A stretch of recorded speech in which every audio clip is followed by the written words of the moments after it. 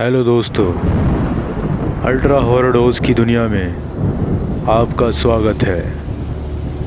आज हम आपको सुनाने वाले हैं एक ऐसी कहानी जो आपके रोंगटे खड़े कर देगी। एक ऐसी हवेली जहां रात होते ही शराब जाग उठता है और जो भी उसके दरवाजे पार करता है वो फिर कभी वापस नहीं लौटता।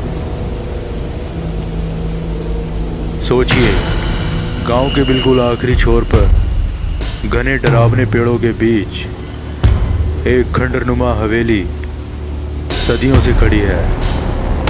लोग कहते हैं ये हवेली महज पत्थर और ईंटों का ढांचा नहीं बल्कि एक जीवित सांस लेती हुई चीज है।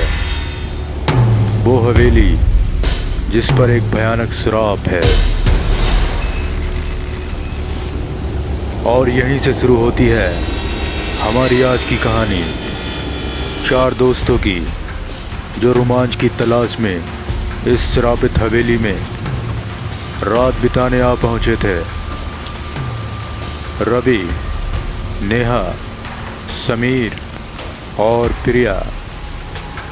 शहर की भागदौड़ से दूर ये दोस्त वीकेंड पर इस शांत मगर रहस्यमय गांव में आए थे। हवेली की कहानियां सुनकर रवि, जो हमेशा सबसे आगे रहता था, उसने सबको उस हवेली में रात बिताने के लिए उकसाया। नेहा थोड़ी सहमी हुई थी पर दोस्तों के साथ उसने भी हाँ कर दी। शाम ढलते ढलते वे उस हवेली के दरवाजे पर पहुंच चुके थे। एक ऐसा दरवाज़ा जिसे खोलना ही अपने आप में एक चुनौती था।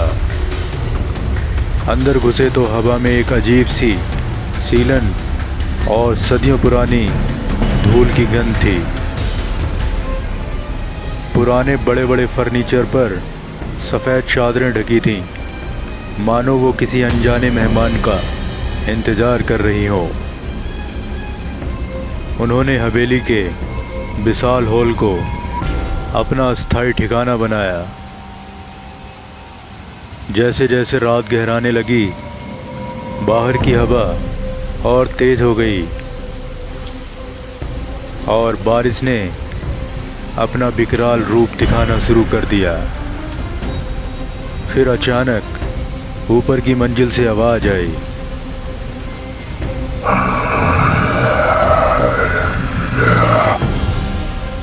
आवाज़ ऐसी थी जैसे कोई भारी लकड़ी का दरवाज़ा घसीट रहा हो।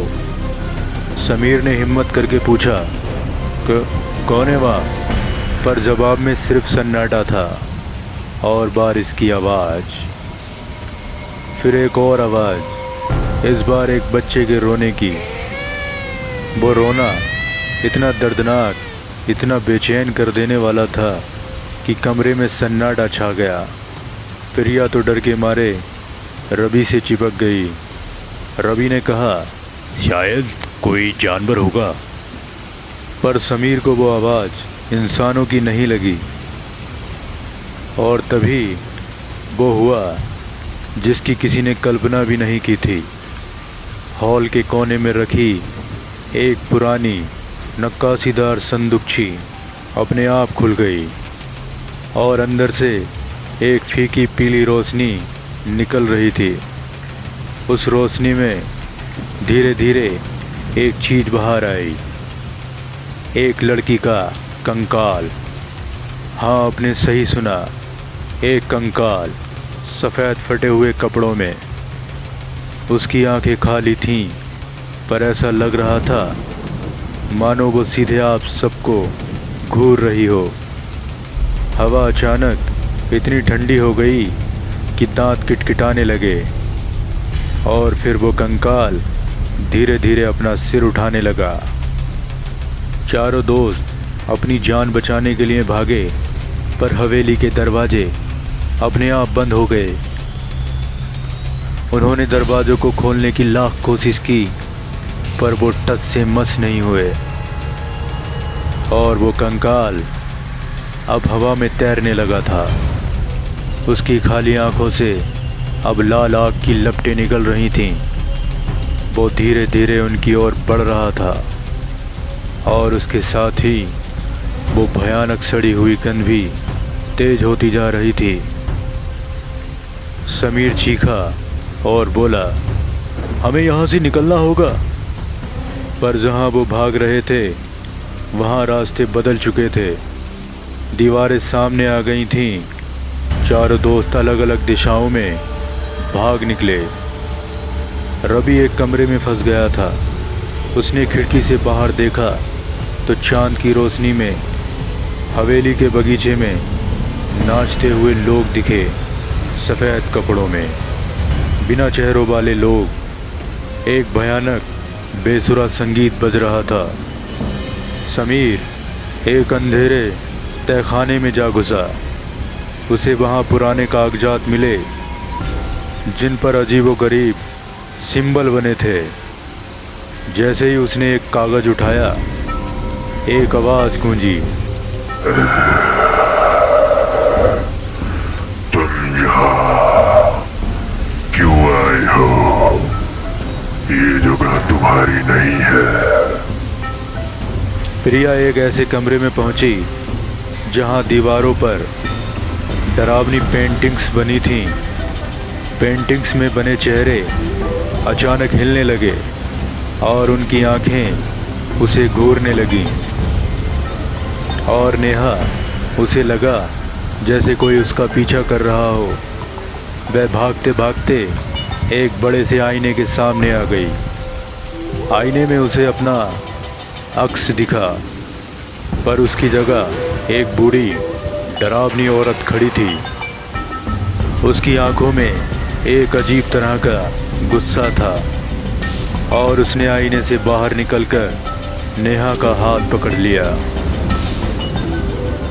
अगली सुबह जब सूरज की रोशनी चारों तरफ फैली और बारिश थम गई तो गांव के कुछ लोग हवेली की ओर बढ़े।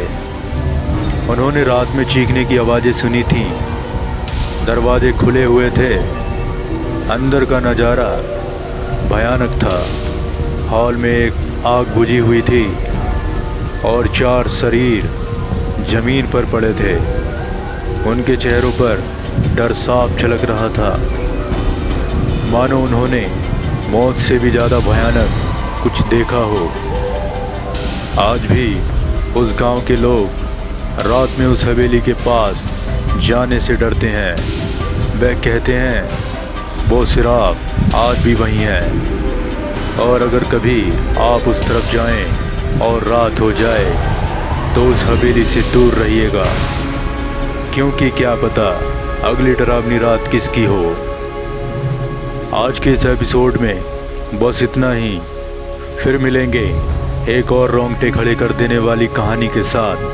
तब तक के लिए सावधान रहिएगा।